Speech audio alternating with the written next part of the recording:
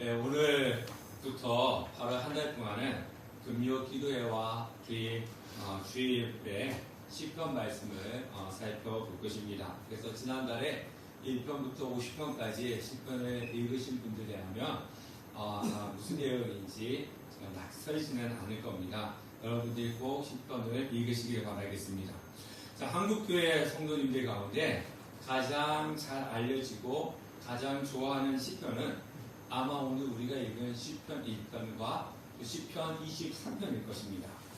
저도 고등학교 때 여름 수련회를 가는데 수련회를 가는 조건이 시편 1편과 23편을 암송해야지만 갈 수 있다 그랬어요. 아니 한 명에서 더 데리고 가려면 그냥 가자 그래야 되는데 이것을 외워야 된다고 그렇게 했습니다. 그래서 저는 시편 1편과 23편이 그때 뭔지도 모르는 상태에서 암송을 했던 그런 기억이 있습니다. 그러니까 그때 암송을 했기 때문에 많은 시편들 중에서 시편 1편과 23편은 더 친숙하고 그때 애웠던 것 때문에 그 내용도 머릿속에 많이 간직되고 있습니다. 우리가 시편 1편과 23편을 좋아하는 이유는 아마 여기 나오는 복 때문일 것입니다. 자, 시편 1편은 복 있는 사람은 이렇게 시작을 하고 있고요. 시편 23편은 여호와는 나의 목자시니 내게 부족함이 없으리로다 이렇게 시작을 하고 있습니다. 자, 복이라고 하는 건요 참 좋습니다.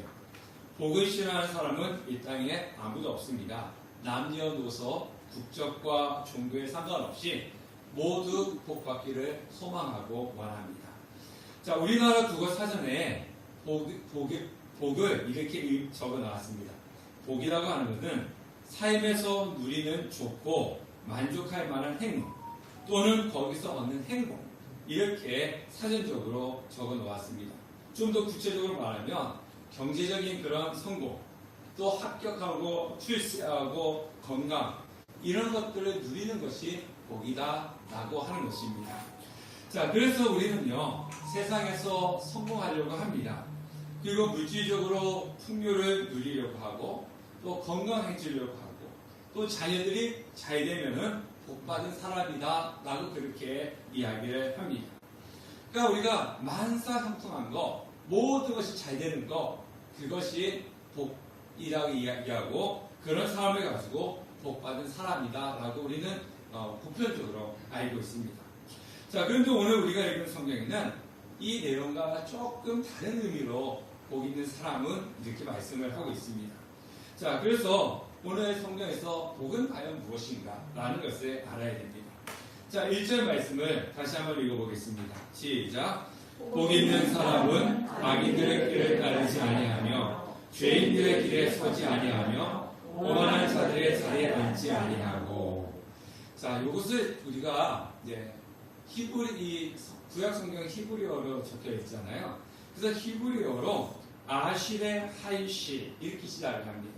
자, 이게 우리나라 말로 직역을 하면요 복되도다 그 사람이야. 복되도다 그 사람이. 그러니까 우리는 이렇게 글씨를 적어한다면요 히브리어는 이렇게 적어합니다. 그게 어순이 달라요. 그래서 우리는 복 있는 사람 이렇게 하지만 복되도다 그 사람이야. 조금 더 쉽게 이야기하면요 참으로 복된 사람입니다 이렇게 시작을 하는 거예요. 결론을 먼저 이야기하고 그 내용을 이제 후반적으로 해서 이야기를 합니다. 자, 히브리어에서 복이라고 하는 뜻을 가지고 있는 단어가 두 가지인데요. 바라크라고 하는 단어와 아샤르라고 하는 단어가 있어요. 자, 바라크는요, 우리가 늘 생각하고 있는 그런 축복, 복, 그 의미를 이야기합니다. 바라크는. 그런데 이 아샤르의 복수형, 오늘 성경에 나오고 있는 아시레는요, 이 복보다는 행복의 의미가 더 가깝습니다. 행복함. 예.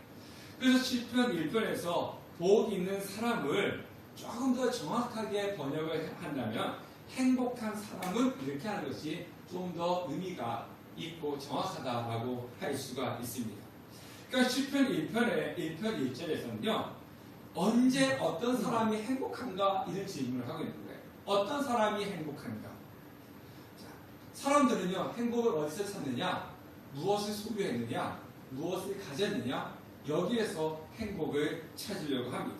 그러다 보니까 많은 것들을 가지고 있고 풍성한 그 풍성하게 가지고 있으면 행복하다. 그리고 저 사람은 많은 것을 가지고 있으니까 행복할 거야. 우리는 그렇게 생각을 합니다. 그런데 행복은요, 꼭 많은 것을 풍성하게 가지고 있다 해가지고 행복한 것은 아닙니다. 많은 것을 가지고 있어도 불행한 사람도 있고요. 아무것도 없어도 행복한 사람들이 또 있습니다. 그러니까 만사형통해야 복이라고 할 수 있지만 행복은 작은 것에서도 충분히 누릴 수가 있다는 거예요. 자, 여러분들 결핍의 부족이라고 하는 이야기 들어보셨습니까? 결핍이 부족됐다. 네, 결핍이 부족됐다. 그러니까 부족한 것이 부족한 상태다. 좀 말이 좀 어렵죠? 부족한 것이 부족한 상태. 그러니까 늘 풍성해서 부족한 것을 경험하지 못한 상태를 가지고 결핍의 부족이다. 그렇게 이야기를 합니다. 자, 부족한 것이 없이 모든 것이 풍성하면 행복할 것 같지만 사실 역설적이게 부족함이 없이 모든 것을 풍성하게 가지고 있는 사람은요, 고마움과 소중함과 기쁨을 누리지 못할 확률이 높습니다. 여러분 그 오징어 게임이라고 하는 드라마 보셨죠? 안 보셨나요? 네, 시즌 1, 시즌 2가 나왔는데요. 시즌 1 끝에 보면 마지막 장면에 보면 깜부라고 하는 사람이 나와요. 그 사람이 마지막으로 주인공한테 이런 이야기 합니다. 이 세상에 돈이 하나도 없는 사람과 돈이 넘치도록 많은 사람의 공통점이 있어. 그게 뭔지 알아? 이렇게 질문합니다. 무엇일 것 같아요? 돈이 하나도 없는 사람, 돈이 넘치도록 많은 사람의 공통점이 있대요. 그러면서 그 사람이 이렇게 이야기합니다. 삶의 재미가 없어. 돈이 없어도 삶의 재미가 없고 돈이 많아도 삶의 재미가 없다는 거예요. 돈이 많으니까 무엇을 하든지 시시해지더라는 겁니다. 자, 우리가 오늘 누가 나한테 돈 100만 원 줬어요. 와, 큰 돈이잖아요. 뭐 1000만 원이 생겼어요. 와, 이런데 그 사람들은요, 1억이 생기든 10억이 생기든 푼돈이에요. 그러니까 거기에 대한 그런 기쁨이 없는 거죠. 네, 우리는 100만 원만 생겨도 100만 원이 뭡니까? 10만 원만 생겨도 아니 길거리에서 만 원짜리 한번 주워보세요. 5만 원짜리 보면 행복이다. 오늘 땡겨갔다 그러잖아요. 그 사람들은 1억이 왔다 갔다 하든 뭐 1억이 빠져나가든 뭐 3억이 들어오든 푼돈이기 때문에 아무런 삶의 의미가 없다는 거예요. 그리고 돈이 많으니까 모든 것을 다 자기 마음대로 할 수 있으니까 이걸 하든 저걸 하든 간에 큰 즐거움을 누리지 못한다는 겁니다. 그러니까 삶의 재미가 없어. 이렇게 이야기를 하는 겁니다. 성경에도 이와 같이 똑같은 말을 한 사람이 있어요. 그 사람이 누구냐면요, 솔로몬 왕입니다. 자, 전도서를 읽어보면요, 솔로몬이 뭐라 이야기하고 있냐면 인생이라고 하는 거는 헛되고 헛되다 이렇게 이야기합니다. 왜 헛되느냐? 자기는 부귀 영화도 누려보았고 권세도 누려보았고 수많은 부를 두면서 살아봤는데 근데 어느 것 하나 부족함 없이 모든 것을 누리면서 살아봤는데 결국은 헛되더라. 아무런 재미가 없더라. 이렇게 솔로몬이 인생을 마치면서 전도서에서 그렇게 얘기했습니다. 그래서 9월달에 읽어야 될 성경은 어디겠어요? 전도서? 그렇죠. 전도서와 그 뒤에 아라서입니다. 네, 꼭 읽으시고 이번 달은 사사입니다. 네. 저는 전도서를 읽을 때마다 솔로몬이 인생은 헛되고 헛되다. 내가 이것도 해보고 저것도 해보고 저것도 해봤는데 헛되다. 이런 고백을 하는 걸 보면서 참 화가 났어요. 아니 본인은 부족함 없이 다 누려보았으니까 그런 소리 하지 마. 이 땅에 살아가는 사람들은 이것도 부족하고 저것도 부족하고 얼마나 힘들게 살아가고 있는데 그런 소리 하느냐. 나도 헛되다라고 이야기를 해도 좋으니까 솔로몬 왕이 누린 것처럼 그런 거 누려보고 살다가 나중에 헛되더라 이런 말 한 거냐고 죽으면 좋겠다. 그런 생각을 해보았습니다. 그런데요, 아까 그 오징어 게임의 깜부의 말도 솔로몬의 말도 이해는 됩니다. 왜냐하면 틀린 것이 아니기 때문에 그래요. 자, 음식도 맛있는 것을 항상 먹을 수 있는 환경이 되면요, 처음에는 맛있다 이렇게 생각할 수 있지만 항상 맛있는 것을 먹는다고 생각해 보세요. 어디에서 새로운 음식, 어디에서 맛있는 음식이 와도 별 의미가 그 사람에게는 없을 겁니다. 먹는 기쁨이 사라지는 거예요. 여행도요, 가끔씩 한 번씩 해야지 기대도 되고 공항에 갈 때 사람이 그러잖아요. 공항 갈 때가 제일 행복하다고. 그 여행하고 돌아올 때는 집 올 때는 역시 집에 왔으면 집이 좋아. 그런다지 않습니까? 여행도 가끔씩 가야지 공항 가는 그 기쁨이 넘치지 기대도 있지 자주 내가 가고 싶을 때마다 항상 갈 수 있으면은 그 여행이 주는 즐거움도 별로 없을 겁니다. 우리가 항상 마시는 공기도 숨을 쉬지 못하는 그런 상황이 처했을 때 공기의 고마움을 느낄 수가 있는 거예요. 또 우리가 쉽게 마시는 물도 마실 물을 찾기 위해서 몇 시간 걸어가서 더러운 물을 겨우 구할 수 있는 아프리카와 같은 그런 상황이 처해져 있을 때 물의 소중함을 느낄 수가 있는 것입니다. 그러니까 행복이라고 하는 것은요, 사람마다 어디에 가치를 두고 살아가느냐에 따라서 다르다는 겁니다. 중학교 교과서에 나오는 김소윤 씨가 쓴 가난한 날의 행복이라고 하는 수필이 있습니다. 여러분들이 기억하실지 모르겠는데요. 그 수필에는 세 쌍의 부부의 이야기가 나오는데 모두 실화입니다. 그 중에 한 부부의 이야기가 이렇습니다. 가난한 신혼 부부가 있었습니다. 요즘에는 젊은 사람들이 맞벌이를 하잖아요.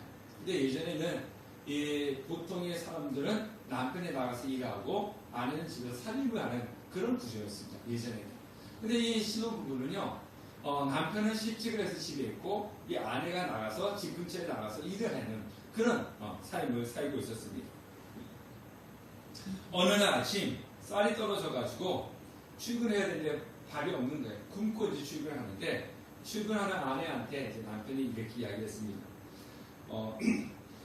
쌀을 빌려서라도 점심을 지어 놓을 테니까 그때까지만 참으시오 이러면서 이야기를 했습니다. 그래서 이 아내가 정신이 돼서 지금은 이제 직장에서 밥도 주기도 하고 그렇지만 그때는 집에 와서 밥을 먹었잖아요. 집에 식사를 하고 집에 탁 들어오니까 남편 없는데 방 안에 상이 이렇게 차려져 있고 신문지 이렇게 덮여있더라는 겁니다. 그 신문지 싹 꺼드니까 거기에 따뜻한 밥그릇 한 그릇과 밥 한 그릇과 간장 쪽지, 간장 한 줌지 이렇게 간장이 담겨져 있다는 거예요. 그래서 그 아내가 쌀을 어떻게 구했지만 반찬을 마련할 수 없었던 모양이다. 이렇게 생각하면서 밥을 멀리 끓이려고 탁 수저들었는데 그 옆에 쪽지가 있더라는 겁니다. 거기에 뭐라고 적혀있냐면은 왕후의 밥, 거린의 차. 이걸로 우선 시장기만 속여두어 이런 뜻이 남편이 쓴 메모가 있다는 겁니다. 그래서 그것을 본 아내가 순간 눈물이 핑 흐르면서 왕후가 된 것보다 더 행복함을 느꼈다. 이것이 가난한 나라의 행복이 나오는 그 수필에 있는 내용이었습니다. 자, 요즘 누가 밥 한 그릇에 간장 김치 하나 넣고 밥 먹어라. 그럼 누가 먹겠습니까? 요즘.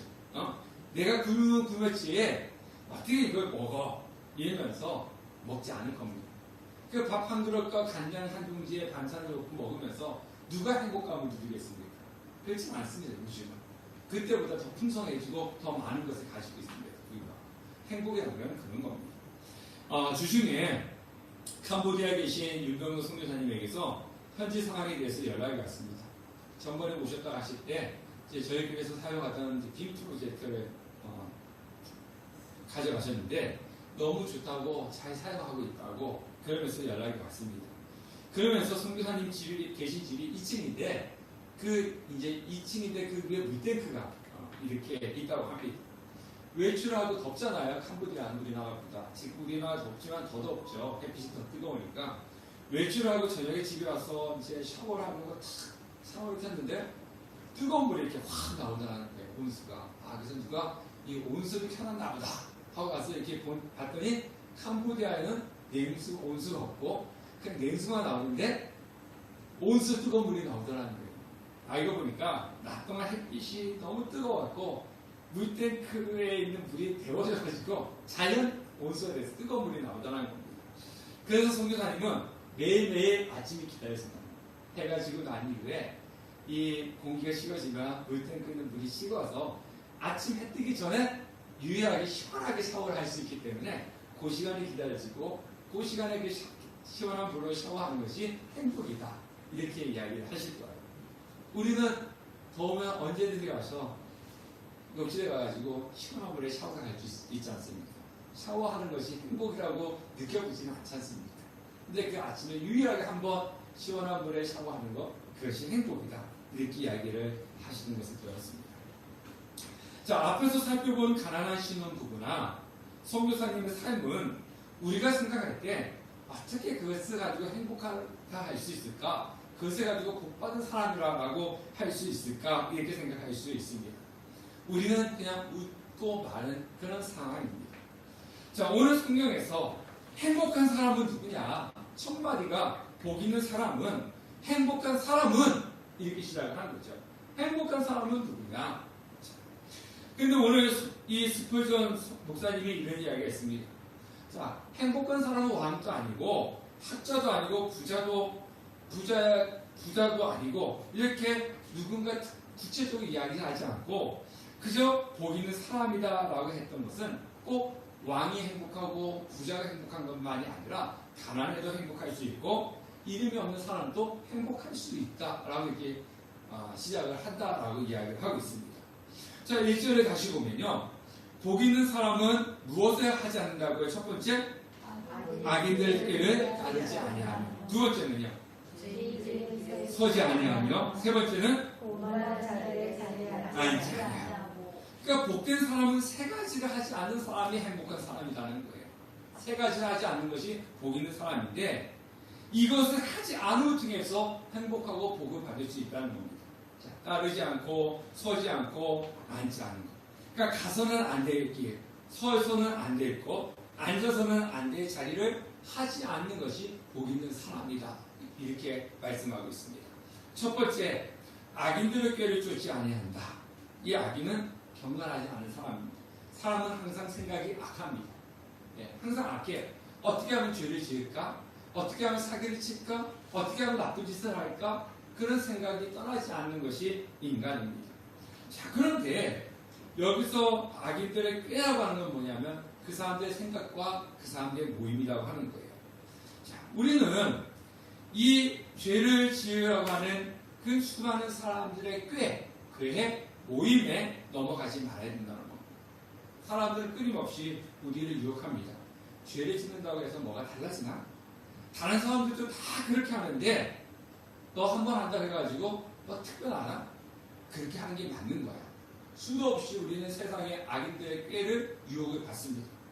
예배 한 번 빠진다고 예배 한 번 빠지면요 보름이 날아가는 겁니다. 그죠? 그렇지 않습니까? 여러분들이 이제 이번 주 만에 빠졌다 그러면 한 주, 두 주 동안 교회 안 오시는 거잖아요. 두 주면 14일을 교회 안 오시는 거예요. 보름 동안 교회 한 번도 안 오시는 거예요. 그러니까 교회 예배는 빠지시면 안 되는 거죠. 세 번, 두 번 빠지면요 3주를 교회를 안 오시는 거예요. 그냥 나는 한 번 빠졌는데 나는 두 번 빠졌는데 이게 아니라 한 번 빠지면 2주 동안 교회 안 오시는 거고 두 번 빠지면 3주 동안 교회 안 오시는 거고 세 번 빠지면 한 달 동안 교회 안 오시는 거예요. 여러분 직장에 한 달 동안 여러분 여행 갔다가 일주일 동안 여행 갔다 집에 오면 어때요? 집이 낯설죠. 그렇지 않습니까? 그러니까 예배 한 두세 번 빠지고 교회 오면요 교회가 어떻게 돼요? 낯설게 느껴지는 거예요. 그래서 사람들은 그렇게 이야기하죠. 예배 한 번 빠진다고. 또 아니면 뭐 그렇게 교회 열심히 다녀? 유익한 것도 없잖아. 그 등등 이렇게 하면서 악한 계획과 악한 꾀로 우리는 유혹합니다. 그 꾀를 쫓지 말라는 거예요. 두 번째, 죄인들의 길에 서지 않는다. 자, 죄인들의 길에 서지 않는다라고 하는 것은 뭐냐면요. 죄인들의 하는 관습, 삶의 방식을 일컫습니다. 세상의 모든 사람들이 다 그렇게 산다 할지라도 우리는 죄의 자리를 가지 않는 겁니다. 한 번이 어렵죠. 한 번 하면 두 번은 쉽습니다. 두 번 하면 10번이 쉽되는 거예요. 그래서 처음에 죄 한 번 지기가 힘들지 한 번 지으면요 두 번은 쉽습니다. 두 번 하면 10번이 되는 거예요. 예배도 한 번 빠지기 어렵지 한 번 빠지면 두 번은 쉽고 두 번 빠지면 10번이 되는 겁니다. 그래서 죄인의 길에 서지 않는 거죠. 세 번째 뭡니까? 오만한 자의 자리에 앉지 아니한다. 이것은 신앙을 비웃는 거만하고 부패한 자들의 자리라고 하는 겁니다. 자, 이것을 통해서 알 수 있는 건 뭐냐면요. 사람은 일단 뭘로 죄를 짓죠? 생각으로 죄를 짓습니다. 두 번째는 생각을 하다 보면 행동을 나오게 되죠. 한 번, 두 번 하다 보면 이것이 이제 만성이 되어서 당연한 걸로 느껴지는 겁니다. 그래서 1절에 하는 이야기가 뭐냐면 자, 1절에 하면 뭐 생각으로 죄를 짓고 행동을 하다 보면 만성이 되어서 죄에 벗어나지 못한다. 그래서 그것을 하지 않는 사람이 복되도다라고 하는 거예요. 자, 여기서 앞에 아쉬라고 하는 단어는 그 어근이 똑바르다, 옳다라고 하는 그런 의미를 가지고 있습니다. 그러니까 행복한 자, 복 있는 자는 어떤 사람인가? 1장 1절에 복 있는 사람은, 그냥 우리가 읽을 때는 복 있는 사람은 이렇게 하는데, 진짜 복 있는 사람, 행복한 사람은 어떤 사람인가? 어떤 사람이에요? 하나님 앞에서 죄인의 길을 따르지 않고 올바르게 살아가는 사람이 행복한 사람이고 복 있는 사람입니다. 바로 그것을 1장 1절에서 이야기하는 겁니다. 의로운 삶을 사는 사람, 그 사람은 죄의 길을 따르지 않는 사람이 바로 복 있는 사람이고 행복한 사람입니다. 여러분, 때린 놈은 다리 못 뻗고 자고 맞은 놈은 다리 뻗고 잔다. 그런 말이 있죠. 속담. 도둑질한 사람은 오그리고 자고 도둑 맞은 사람은 펴고 잔다. 그런 말이 있습니다. 남에게 해를 입힌 사람은 마음이 불안해서 편히 못 자고, 해를 입은 사람은 분노하고 속상하고 억울하지만 오히려 마음이 편하다라고 하는 그런 뜻을 가지고 있는 속담입니다. 좀 무슨 얘기냐? 하나님을 떠나 죄의 길을 가는 사람은요, 마음이 편할 수가 없다는 거예요. 항상 불안하다는 거예요. 그래서 행복해질 수가 없다는 거예요. 네. 그래서 죄를 멀리하는 자가 행복한 사람이다, 이렇게 말씀을 하고 있는 겁니다. 자, 2절 말씀을 읽어보겠습니다. 시작. 오직 여호와의 율법을 즐거워하여 그의 율법을 주야로 묵상하는구나. 자, 그러면 1장 1절에서 악인들의 꾀를 쫓지 아니하고 죄인들에게 서지 아니하고 오만한 자의 자리에 앉지 아니하는 죄의 길을 가지 않으려면 어떻게 해야 되는가? 나 죄 짓지 말아야지. 나 죄 안 질 거야. 물론 그것도 되게 중요합니다. 근데 그렇게 한다고 해가지고 우리가 죄의 길을 안 걸어간다? 보장할 수가 없습니다. 왜냐하면 우리 속에는 항상 악이 존재하고 있기 때문에 그래요. 성악설이잖아요. 사람은 악하게 태어나는 겁니다. 죄를 갖고 태어나는 겁니다. 본성이 악합니다. 네. 자, 그러면 우리는 어떻게 해야지 죄의 길을 걸어가지 않고 하나님 앞에서 올바르게 살아갈 수 있는가? 라고 하는 겁니다. 우리가 그런 이야기 하죠. 속이 허하다. 어떨 때 그런 말을 써요? 아, 제 속이 지금 허해. 허한 사람들의 나타나는 행동이 뭐가 있을까요? 속이 허하면 계기를 못 먹었어요. 네. 속이 허하면 뭐가 막 먹잖아요, 그죠? 그 속이 허한 걸 채우기 위해서 먹고 나면 먹고 나면 아니면 또 뭐 술을 막 마신다든가. 속이 허한 사람들은 뭔가 해요.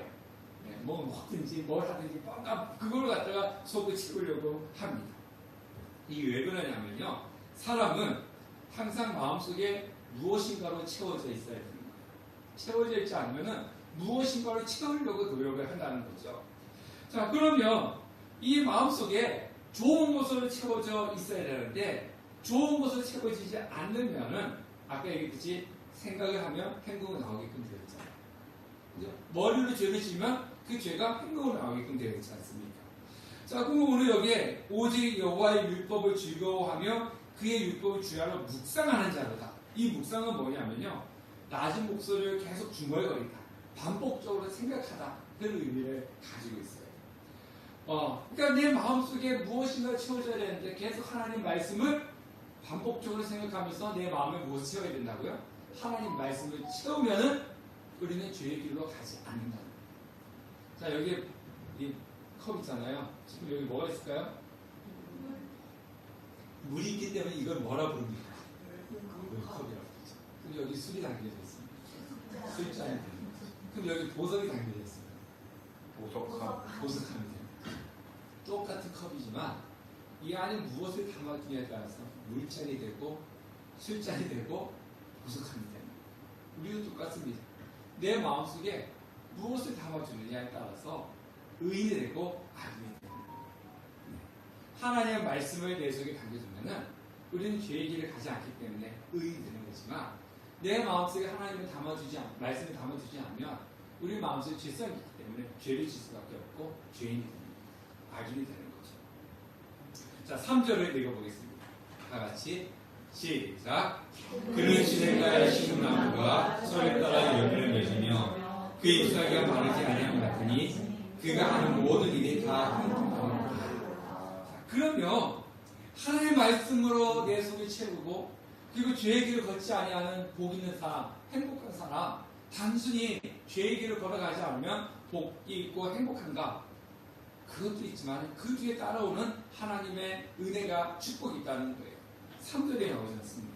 자, 의인은 시냇가에 심은 나무가 철을 따라 열매를 맺게 되고 잎사귀가 마르지 않고 모든 것이 다 형통한데, 열매를 맺고 잎사귀가 마르지 않고 모든 것이 다 형통한데 그 앞에 무엇 때문에 이런 일이 벌어지는 겁니까?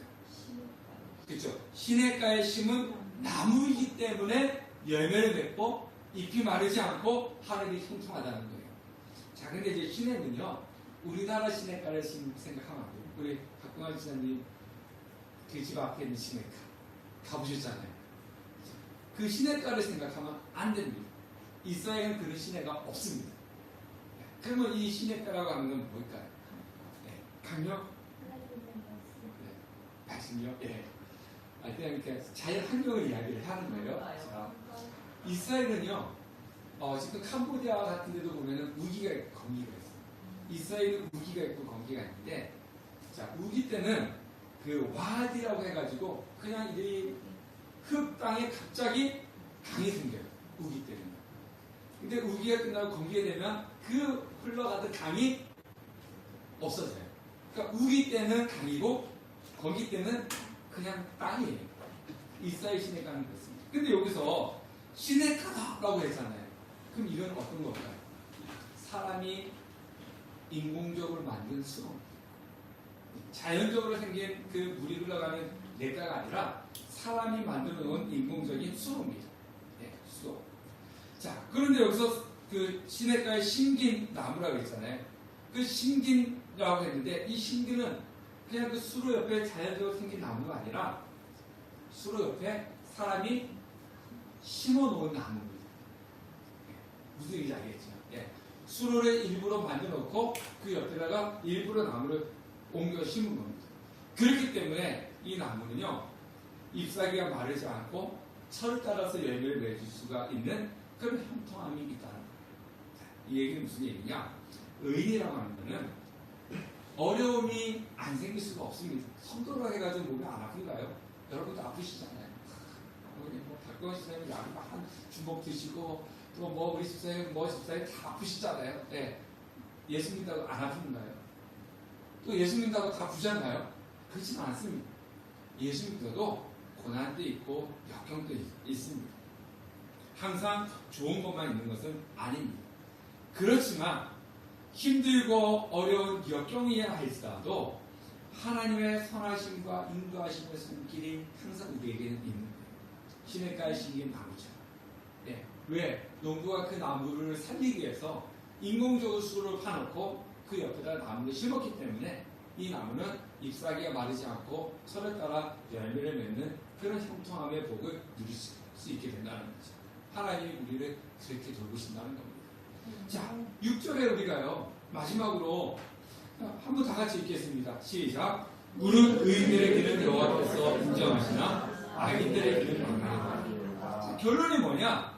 의인의 길과 악인의 길이 있는데 의인과 악인의 결말은 다르다는 것입니다. 자, 무릇 의인들의 길은 여호와께서 뭐 하시나? 의인의 길은 여호와께서 인정하시나. 자, 인정한다고 했잖아요. 자, 여기서 인정하다라고 하는 것은요, 원문으로 따지면 안다라고 하는 그런 의미를 가지고 있어요. 자, 안다. 그러면 이 안다라고 하는 것은 제가 뭐 우리 박광희 집사님의 뭐 키가 얼마고 지금 집이 어디 있고 뭐 무엇을 직장이 뭐고 무엇을 이제 하고 이런 그런 지식적인 그런 알고 이야기하지 않습니다. 네. 이어서 인정한다라고 하는 것은 아신다라고 하는 그런 뜻을 가지고 있는데, 안다라고 하는 것은 무슨 의미냐? 돌보다라고 하는 의미를 가지고 있어요. 그러니까 무릇 의인들의 길은 여호와께서 어떻게 했다고요? 돌보다. 그러니까 의인은 하나님께서 돌보신다는 거예요. 그래서 시편 23편에 하나님은 우리가 사망의 음침한 골짜기를 지날지라도 주의 지팡이와 막대기가 나를 안위하시나이다. 지켜주시나이다. 우리의 인생이 사망의 음침한 골짜기 그 지나간다 할지라도 하나님의 돌보시는 손길이 우리를 보호하시고 지켜주시고 계신다는 것, 인정하시나가 바로 그런 뜻을 가지고 있는 것입니다. 돌봄의 관계라고 하는 거죠. 그래서 우리는 항상 하나님의 사랑을 받고 하나님의 돌봄을 받는 존재인 것입니다. 그러나 악인의 길은 어떻다 그랬어요? 악인의 길은 망할 것이다. 결국은 멸망에 이른다라고 이야기하고 있습니다. 사람이 볼 때는 악인의 길이 좋아 보일 수도 있습니다. 사람은 볼 때는 그 길이 편해 보일 수도 있고 그것이 맞는 길 같아 보이기도 하지만 그러나 그것은 잠시뿐이고 결국은 멸망하게끔 되어 있다는 것입니다. 자, 우리의 인생사는요, 악인의 길, 의인의 길 두 개가 있습니다. 우리의 길 되시고 진리 되시는 그 주님을 따라가는 자가 의인의 길인데 그 뒤에 있는 복, 하나님께 주시는 복이 있고 형통함이 있고 복된 자가 되는 것입니다. 자, 말씀을 마치겠습니다.